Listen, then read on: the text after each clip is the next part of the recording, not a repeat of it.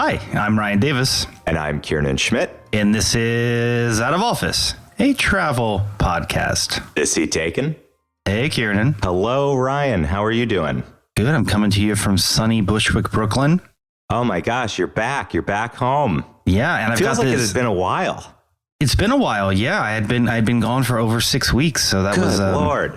You know, it's funny because when we first started this podcast, before we even we knew about anything called COVID-19, we talked a bit about what travel is, and I'm sort of down on like remote work travel, and now I do it all the time. It's it's just one of the marks of the pandemic having changed attitudes. Yeah, I think we should do an episode on how to be like a good digital nomad. That's interesting. I have to say that like I do believe that people can be good remote workers. I note that there's a lot of growing skepticism among businesses, and you have a lot of these big businesses who are forcing people back into the office. I'm very interested to see where this trend rounds out. Yeah, and also, you know, how to be in a place that you don't live for a long time and not, you know, be a jerk.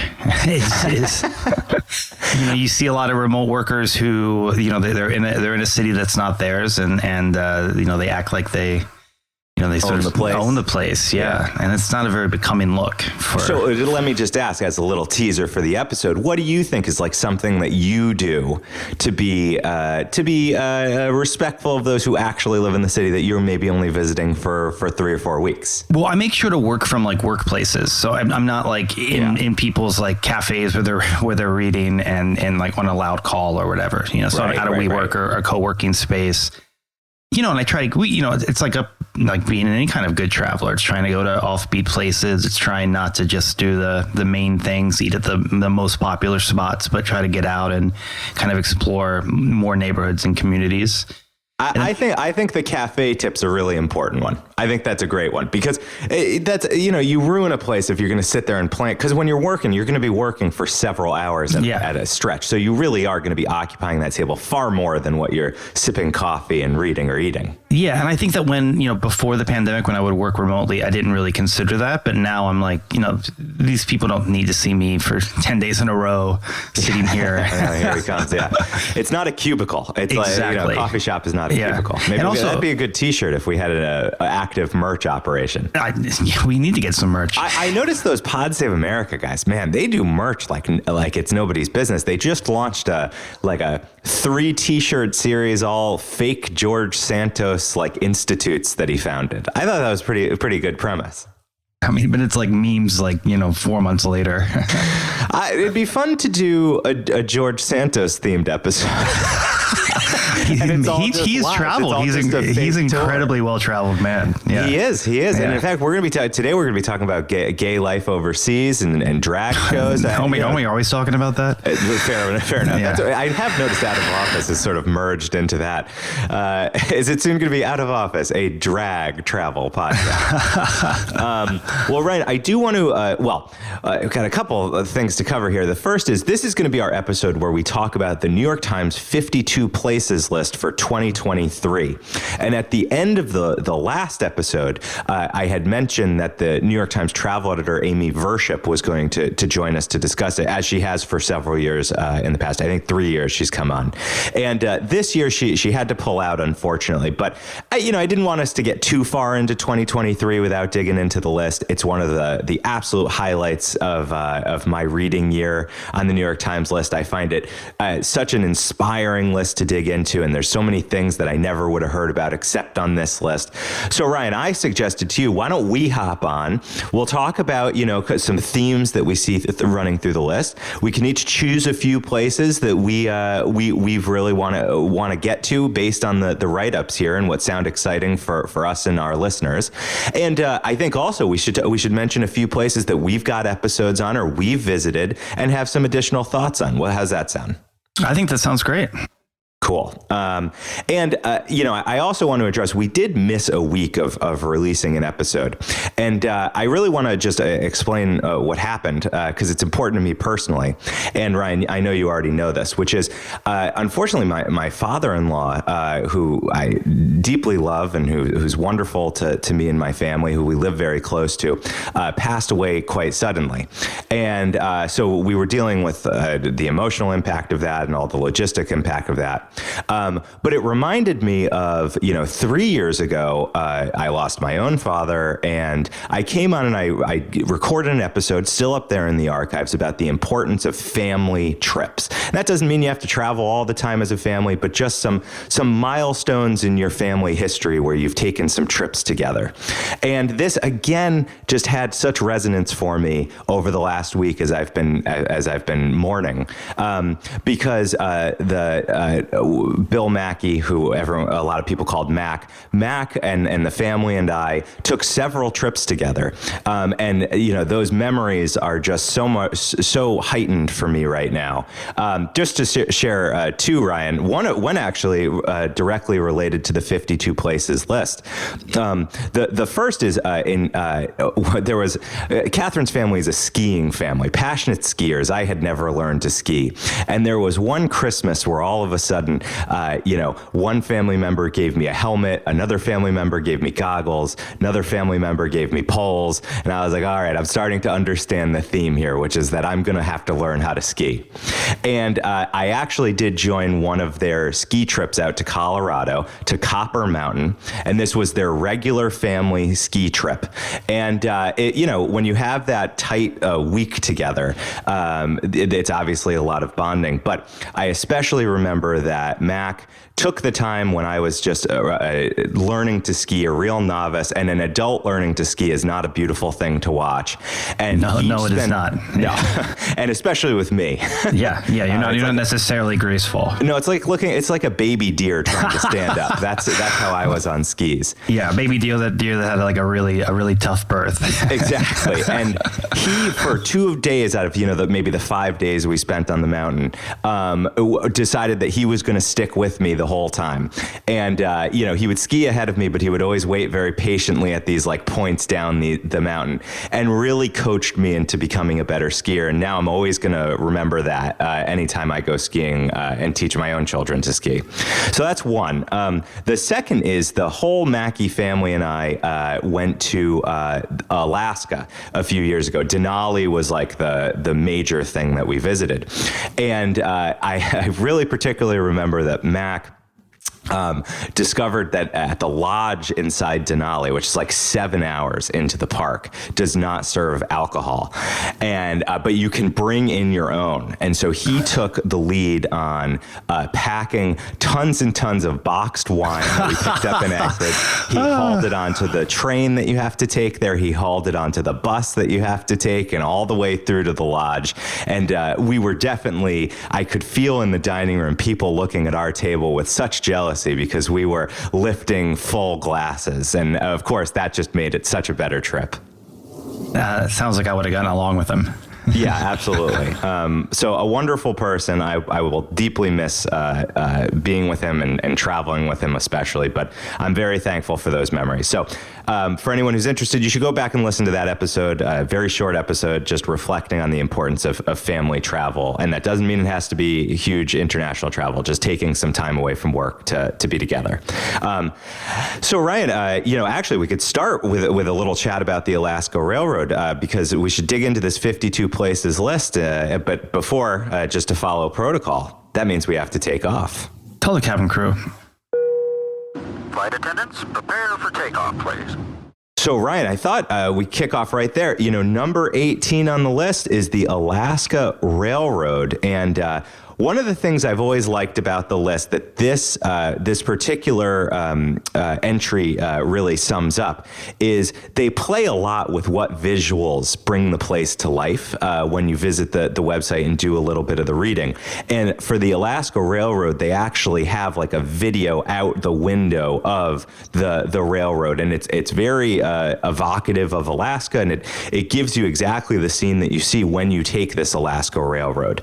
It totals 470 miles, but this is actually the way that you get to Denali National Park. Is you get on the train, and then you have a long journey up to Denali National Park, and a big part of the trip is enjoying the natural scenery on this Alaskan railroad. And there's lots of fun little things that you see along the way. And it's a common summer job for local high schoolers to be on the mic, telling you all the sights that are around you. And it's not too annoying because you're on it for many, many hours. But they'll pop in and they'll say, we're coming across a place that bald eagles love to nest. So look out this side of the train and you'll see the bald eagles. They'll call out some eccentric homes that are along the way. You can see these post offices that are just like one tiny little shack in the middle of nowhere that are right along the train line, because you can actually flag down the Alaska Railroad if you are a local who lives along these rails. So it's pure Alaska at its absolute essence. And so I think this was a great entry, and it's certainly something that I would recommend to folks too. It's very hypnotic, this video they've put on the website. Once again, they've done a really beautiful job with the 52 places. I will say I miss, and I totally understand. It must have been extremely expensive. Do you remember a few years ago, they kept the 52 places list going throughout the year because they had a column where they actually chose a single person to visit all 52 places. We had them on the pod, right? Did we have her on the pod? I thought we did. Maybe not. I don't think so, but that wouldn't be a bad idea. Yeah. I don't believe we had the 52 places traveler on the pod, right? But I have talked about it with Amy Vership before, and she seemed kind of lukewarm on keeping it going. I mean, I got the sense it was a logistical nightmare, and they've decided not to pursue it. I think they did it for 2 years in a row, and I was always deeply jealous of those people, though. The logistics of because this encompasses the whole world, my sense was it was just an extremely difficult thing to sustain. Well, look, if folks want to Venmo me, I'm happy to do it this year. Oh, wow. We're going to grassroots 52 traveler you. Well, Ryan, I was wondering, stretching across the list here, was there any theme or anything of interest that really jumped out at you as you kind of browsed? That's a great question. It's a pretty eclectic list. It has things from New Haven, Connecticut, which we just recently talked about on the pod. Episode, yeah. To Macon, Georgia, and then all the way to things like the Namib Desert in southern Africa. So it's an interesting list. Yes, I remember. That's something that I think the Times is very thoughtful about, which is making sure it's a very diverse list across the world. I did think it was interesting. There's like 52 places. You have to be on the editorial side. You have to be very particular about how you space these things out. And I was surprised that Japan actually got 2 different spots on the list, both of which were super interesting sounding to me. The one that really jumped out to me was something called, I think it's pronounced Fukuoka. And what the story of this place is, Ryan, is it's about the specifically this particular type of street food stall called a yate, Y-A-T-A-I.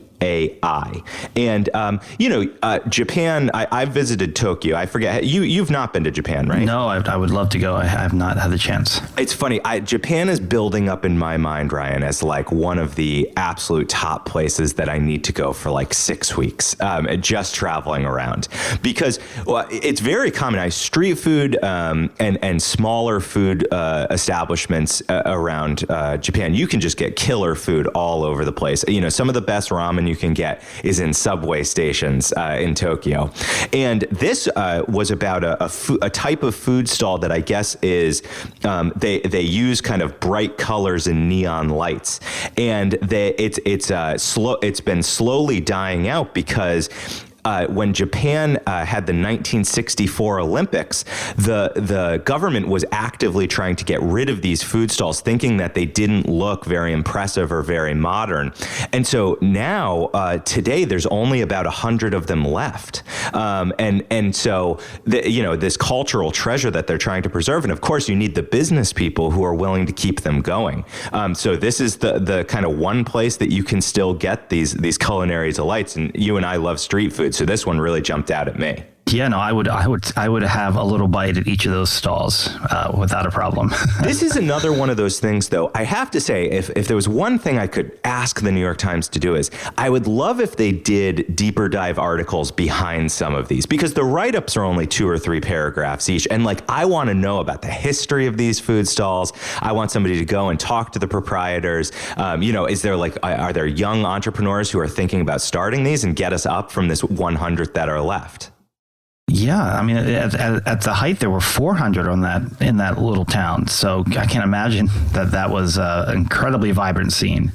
No, it's actually, maybe I shouldn't put the pressure on the New York Times, Ryan. I'm sure we could search up an expert on some of these things and bring them right here on the pod. Yeah, we do have a podcast. That's right. We do have a podcast. We have so many episodes. I can't even remember if we had the 52 places traveler on before. It jumped out at me that Japan got 2 places on the list, because that's a very high mark. Very few. I mean, America often gets a couple others because it is the New York Times. So I think that they like to choose a few more that are accessible to Americans. But Japan gets that double nod this year. And I do remember there was a little bit of coverage in the news this year about London being number 1. But Amy always made a point to say that when this list comes together, it is not a ranked list. They're not saying number 1 is better than number 52. It's just tough, though, because nobody looks at lists that way. I know. And I also think that it's almost like baiting that controversy by putting London as number 1. And sometimes they're super, super specific, like, a very specific part of a city. And then sometimes they're like Cuba. Yes, right. But that's what, so the London write-up, I have to say, I didn't love that this was the first one, mostly because the list is often drawn from special things that are happening in places in 2023. Okay. So I guess an example I would give there is the Charleston entry is about the opening of the new International African American Museum that's opening there, hotly anticipated. I cannot wait to go. And I unfortunately, I'm going to Charleston in a month, and I was really hoping to catch the opening, but it does not look like it's going to be open quite yet. But this year it is opening, so that's why Charleston gets this place on the list, because Charleston has struggled to spotlight its deep ties to slavery and its African American history. We talked about that on our Charleston episode, because I visited the one museum that really covered that, which was in the old slave market that has been turned into a museum. But this new International African American Museum is supposed to be just mind-blowingly deeply researched and to tell a really moving story. And so I'll have to get back down there. But the London entry here, to me, I don't know. I didn't really feel like it justified. So it calls out the coronation is going to happen. Sure. Yes. Understood. A new underground line opened. I don't know. I mean, Boston opened a new T line. It was a kind of a hoopla here one day. And then this one I thought was really a stretch. At the Natural History Museum in London, which is a wonderful museum, they're having, and I'll quote, the European debut of the Titanosaur, the largest creature ever to walk the planet. Well, this cast has been at the American Museum of Natural History in New York for ages. You can't put New York on the list every time because we've got the biggest dinosaurs. I don't know, the European debut of the Titanosaur. I don't know. It felt to me like it was stretching a little bit to get London in here. Yeah, that isn't super exciting, but good for the people of London to see the first dinosaur. The other sort of thematic piece that they've done in the past, and I'm so happy to see what a great job they've done this year, is spotlighting natural beauty. So the national parks, and I'm a national park nut, but every year I learn about new national parks that they decide to cover here.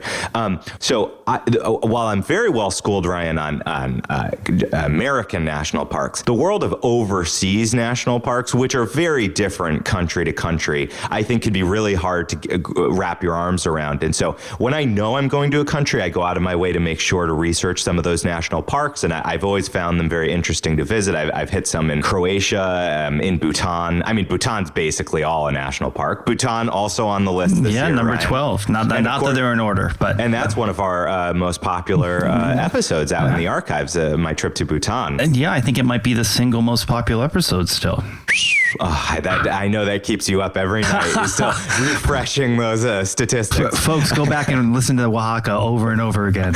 It's what Ryan's like, just one more Mexico City episode, and I know it's going to take off. So this year, the New York Times spotlighted a national park I was not familiar with in Australia, and it's called the Uluru Kata Tjuta National Park. And I thought this was really interesting for a couple reasons. The first is it's a national park that's like plop right in the middle of Australia. And I often feel like when you hear about Australian tourism, it's often about cities on the coast.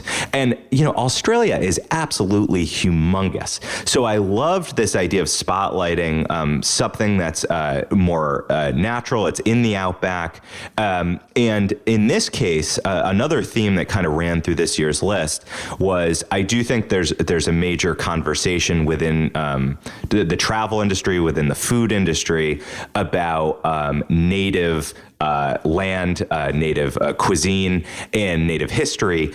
And in this case, this national park preserves a very important sandstone they describe it as a sandstone monolith. I mean, it looks like this giant, beautiful mountain of sandstone that is very important and sacred to some of the indigenous people in Australia, the Anangu people.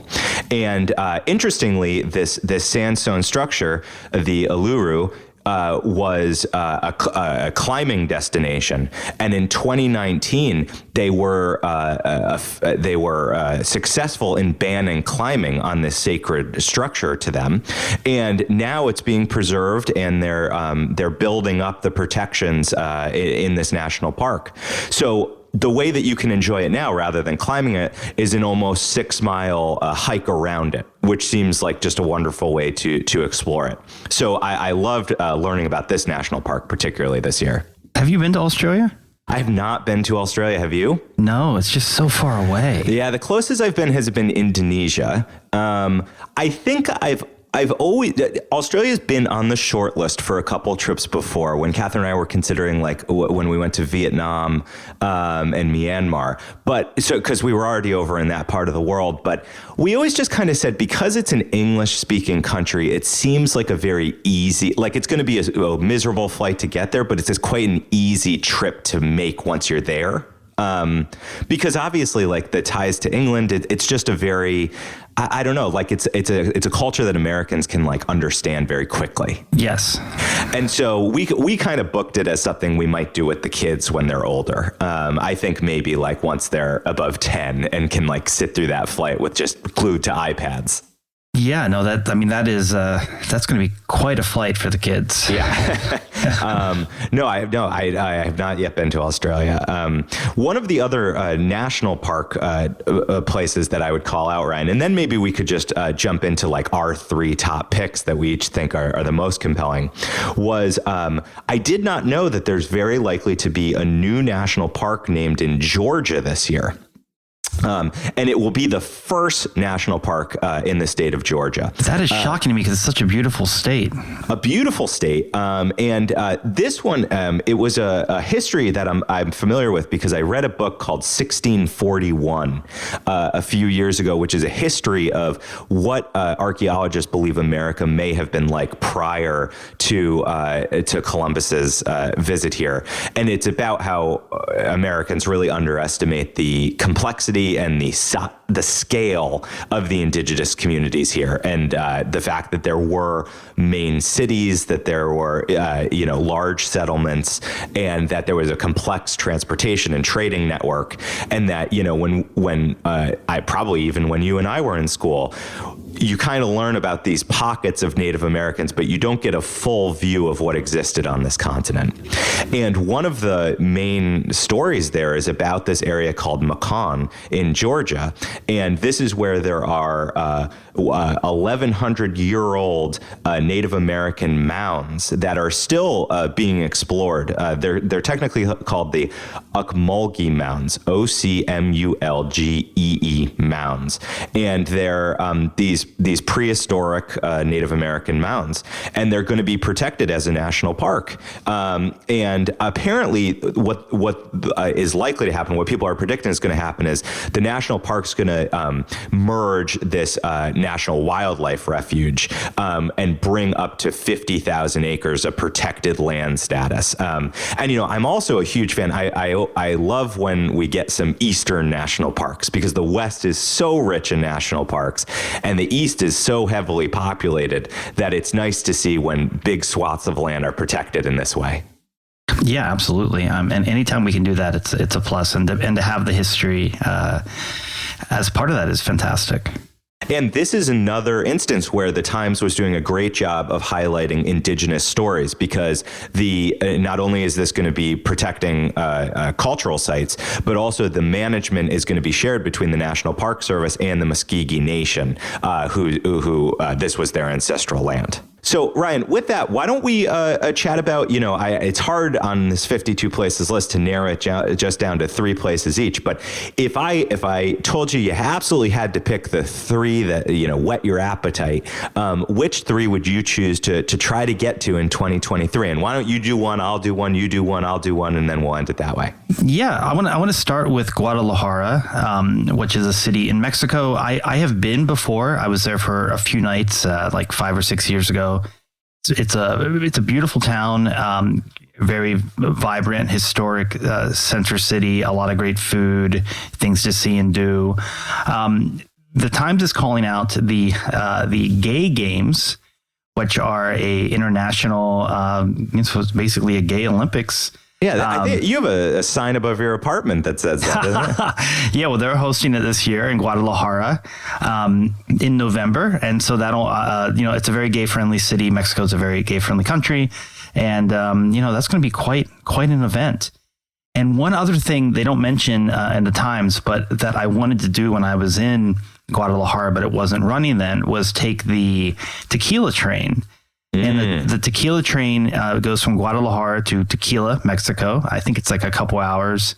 And this is where tequila actually comes from. And you can sort of tour one of the big original, not original, but one of the tequila factory. Get to see the land and the agave and taste a bunch of tequila. So I would love to do that. I've never been on a train in Mexico. And there's another new one that's kind of popping up, but this one's been around for a while and looks like a really fun experience.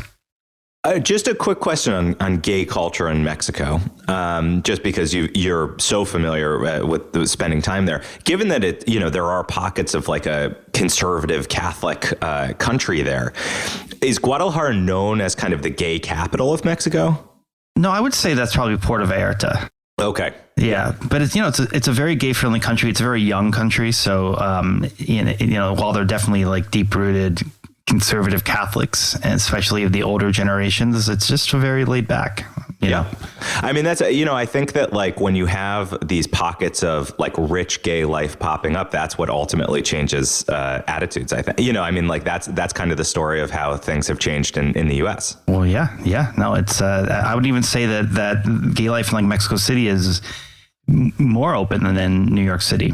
And now, of course, one of our most popular representatives, drag queen himself. Yes, George Santos. I know folks love it when we talk politics on the pod. Oh, yeah, that's true. But remember, you're right. We raised the red flag. We're stopping. All right, Ryan. Well, to get to my first pick, Number 45 is a place called Grand Junction, Colorado. I love Colorado, have done a big national parks, a road trip there, have skied there. But this area was not on my map. So the New York Times describes it as a bonanza of canyons, arches, and cliffs. And it particularly references the McGinnis Canyon National Conservation Area. And, this is one of those designations that I really love to dig into, because when something doesn't bear the name national park, it kind of falls underneath a lot of tourists' radar.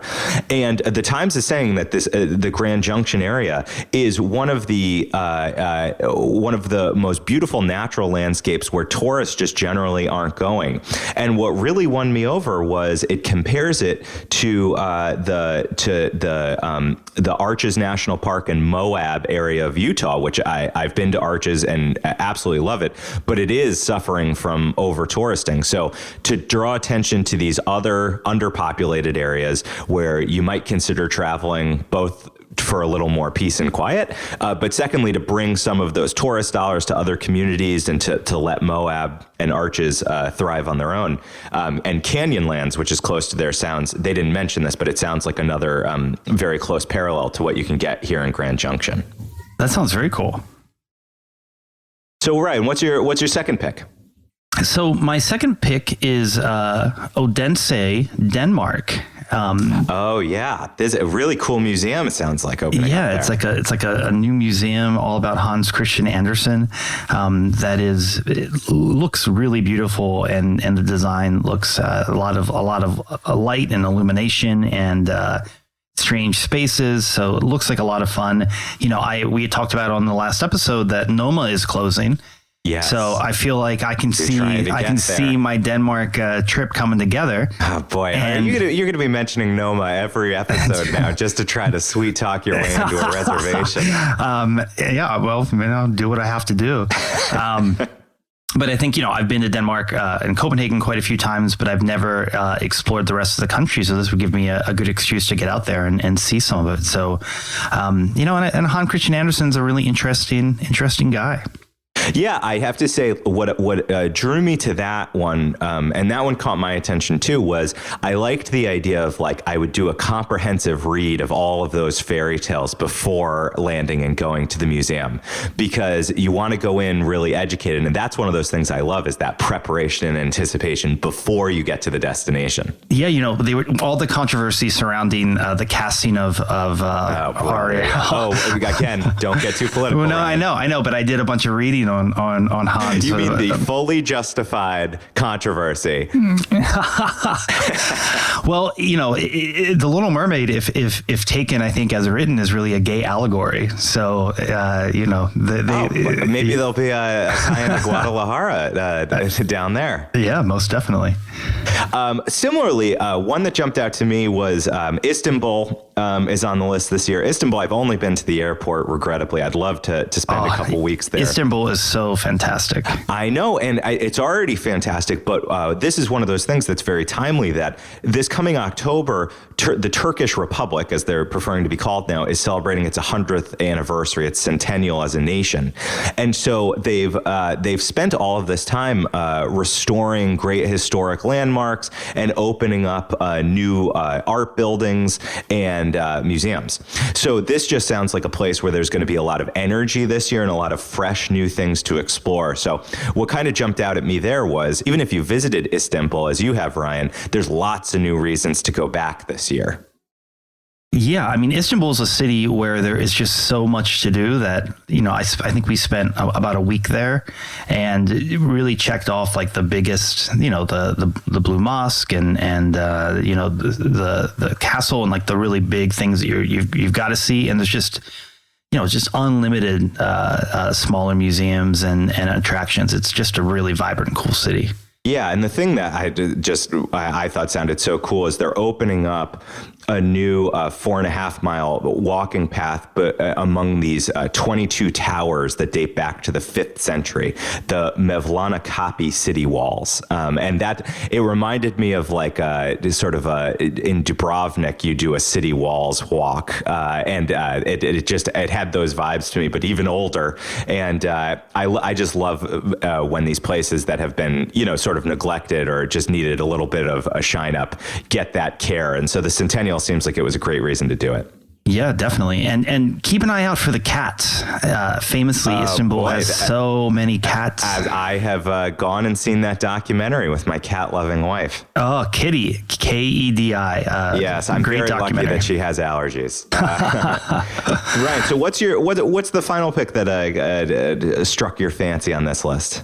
So, I spent a couple days in Louisville, Kentucky, a few years ago for a conference, and got to go out to had a great meal at this very cool wine bar, and went to the art museum, and got to kind of see a little bit of the town. But it's a beautiful city, and I'm glad that they're giving it a shout out here, because I think there's like a lot to do and explore, and I would love to get back to Louisville and see some of the other sites, and maybe even do an episode on it. Yeah, that's a great idea. You were a big fan. Yeah, I was a big fan. It's funny that the Times calls out the gay scene in Louisville, and I can't speak to it, but I will definitely go out to Chill Bar next time I'm there. Well, Ryan, my last choice was I had already talked about the national park that seems to be coming to Georgia, the state, but they talk about Kakheti in the country of Georgia. And this is a place that I've been thinking about for a long time because there's been quite a few travel articles about Georgia as it's come into its own. It's got a very, really vibrant food culture and wine culture. I know you'd be interested in that. I love Georgian food. I don't know if you've had khachapuri. There's a great place in New York that specializes in khachapuri. Is that huge like boat of cheese? Yes, the cheese. Yeah. I've had that. Oh yeah. And so Georgia just seems to me to be coming into its own as a wonderful place to travel. And so this really concentrates on the viticulture that you can explore there, and things like cooking classes. And this is just a cuisine that's coming into its own. So Georgia, the state, and Georgia, the country, for me. Yeah, and Georgian wine is a real thing now. They've got a bunch of great natural providers, and you'll see Georgian wine at a lot of really good restaurants. Absolutely. Well, with that, Ryan, this was a great year for the 52 places list. I'm going to go back to it all throughout the year, and it does stay active through the year. They keep it up on that travel page. It's got its own tab there. So highly encourage folks to explore it, to enjoy it. Even if you can't get to the places, it's fun to read about them, fun to see how they bring them to life with all different sorts of photography. So go and enjoy it, and thank you to the New York Times for keeping it going. But Ryan, with that, I think it's time for the last stop. The last stop. Ladies and gentlemen, this is the last stop on this train. Everyone, please leave the train. Well, Ryan, we're here in the last stop. This is the last segment of the show, the final segment of the show. It's my favorite segment. It's your favorite segment. It's popularly known as the People segment. It's because it's a time for us to come together as a community to share. You and I each bring one thing each week. It could be anything. It could be a daydream, could be a solid plan, could be a memory, could be something that's coming up, could be something you read, something you've drawn. I don't know that we've been there, but it could be. But importantly, the thing has to inspire the spirit of wanderlust within us, even during the workaday week. So I have to ask you, Ryan, as I ask you every episode, do you have a last stop this week? I do, Kiernan. Folks might not know this, but over the last couple months, the Mark Twain House in Hartford, Connecticut was vandalized. Ugh, brutal. Yeah, and they launched a GoFundMe, and Kiernan and I both, on behalf of all of our listeners, made a donation. We did. We love the Mark Twain House. We do love the Mark treasure. Twain. It's absolutely gorgeous. If you're in or around Hartford and you haven't been, I highly recommend it. This is a 1874 Victorian mansion, 25 rooms. And one of the most striking memories I have of the Mark Twain House is going up to the very top, his pool room where he had his desk where he actually wrote Huck Finn. And it's an amazingly beautiful house. And would definitely recommend folks check it out. And, I think we should do a whole episode on Hartford because there's a lot of little stuff there. Yeah. The Athenaeum there is awesome. Yeah. I'd love to do it. Yeah, we can definitely do a Hartford episode. Yeah, let's get that on for this year. Let's get it on the calendar. It'd be great to have somebody come on and talk about the Mark Twain House. It's a place I grew up going on school field trips, and I love it there. Yeah, it's a really magical place. Did you bring a last stop? I did, Ryan. So I'm working on my secret Boston guidebook for Jean Clay. It's not much of a secret, Kiernan. I hear about it all the time. And it's been a super intense research process to try to dig up all those hidden little treasures around Boston. And I think that I have found the crowning achievement of one. And I have a feeling it might even end up the cover because it's so visually striking. There is a house in Somerville that is home to two Russian immigrant artists who came over to the U.S. in the 90s. And as they saw the kind of fall of the Soviet Union, they just said, we want to get out of here. They had a gallery show in Boston, and they put down their roots here. And they bought an old Mason's lodge. Okay. And so it's sort of grand. It's spooky already. It's spooky already. It's got, kind of a grand main room. And they spent about 5 years painting and tiling and designing every surface of this house with these extremely detailed murals. And it is called the Museum of the Modern Renaissance. And they only open it on very special occasions. They have some music performances there. You can try to arrange special tours, and then they do like an open studio Somerville where you can get in. But this is their home, so it's not generally open for admission. I love that. There's nothing more special than being able to get into those homes or museums that are only open a few days a year. And it is absolutely extraordinary. And they were very generous in letting me come in, take photography all over the place. And in the main room, the theme is creation myths from all different cultures around the world. And so I will put up on the Instagram a few of my photos, which is at OOO podcast on Instagram, like ooh, podcast. Ooh, podcast. And probably the most extraordinary thing I want you to think about when you look at these is that they don't go in with a sketch or a plan.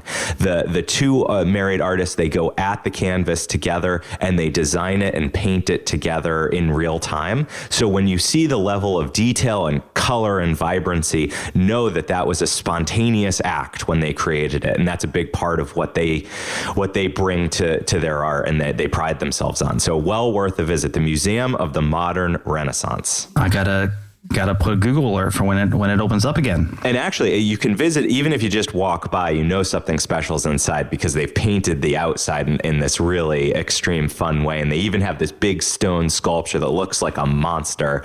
And when in the spring and summer, they have a flower box that makes it look like this crazy, unruly hair coming off the top of it. Really charming.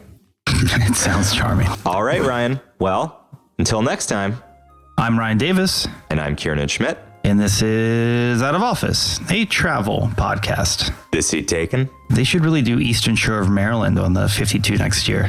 That has gotten a lot of comments on iTunes. So, I'll forward it along to Amy.